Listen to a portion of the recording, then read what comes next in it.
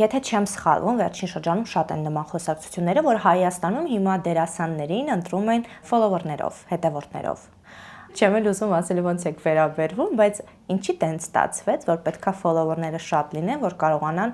թատրոն չէ իհարկե, ֆիլմ մտնել։ Այդ փաստը անխուսափելի է եւ ասեմ ինչու։ Ուրեմն տարիներ առաջ, երբ սոցիալական ցանցերը այսպես ակտիվացած չէին, այն մարդիկ, ովքեր գնում էին թատերական ինստիտուտ, մեծ մասը գնում էր թատերական ինստիտուտ, որովհետեւ դա միակ տեղն էր, որտեղից կարելի էր իրենց պատկերացմամբ դառնալ հայտնի։ Հիմա չեն գնում այնտեղ շատ, որովհետեւ կարող են հեռախոսով էլ դառնալ հայտնի։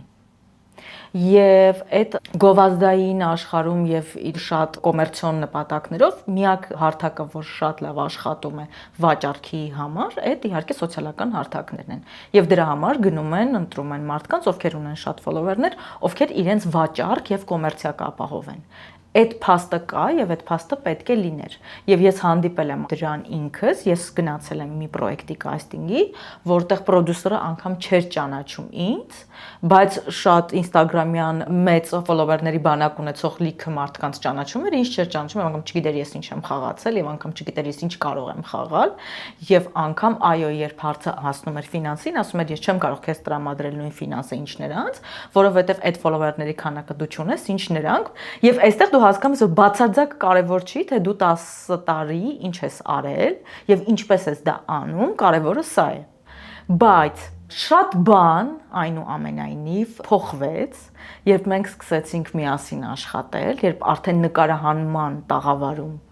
ինձ տեսավ եւ նաեւ այն մարդուն, ում ինչ կամ այն մարդկանց, ովքեր այլ ճանապարհով, ֆոլովերների ճանապարհով են հայտնվում, այստեղ արդեն գալիս է աշխատանքի որակի հարց, մոտեցման հարց, պրոֆեսիոնալիզմի հարց, երբ այսպիսի հարցերում,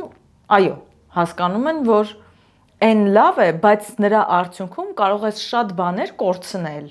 եւ անգամ ֆինանս, որովհետեւ դու չես ընտրել պրոֆեսիոնալ մարդու։ Այս ամբողջը շատ փոխկապակցված է եւ ես հասկանում եմ ինչ տեսակետից պրոդյուսերներին, բայց իրենք էլ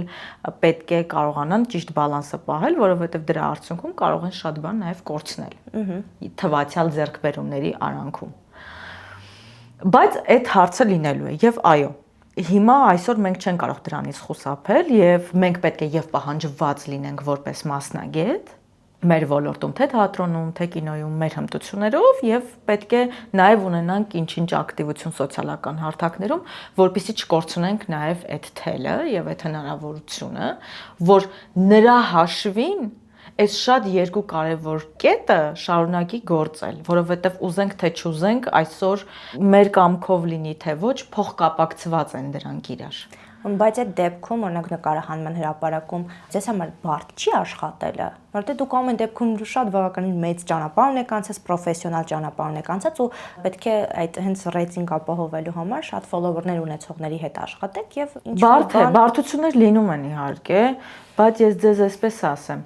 լինում են նաև մարդիկ, ովքեր այո, գուցե եւ գալիս են էլի թատրոնից, գուցե կրթություն ստացած, բայց իրենց հետ էլ է բարդ։ Լինում են ինչ-ինչ բարդություններ, դու հասկանում ես, որ օքեյ, սա անխուսափելի է, հիմա ես ունեմ։ Այս խաղանկերը ես ունեմ, այս պայմանները, այս առաջադրվող հանգամանքները եւ պիտի խաղամ այս պայմաններում։ Այստեղ նորից քեզ գալիս է փրկության քո պրոֆեսիոնալ մոտեցումը նրան, ինչ դու անում ես։ Եվ դու հասկանում ես, որ հիմա այս իրավիճակն է եւ պետք է խաղաս այս իրավիճակում։ Ուրիշ տարբերակ չունես, որովհետեւ ցավոք սրտի ինչ հարցերում մենք չենք ընտրողը։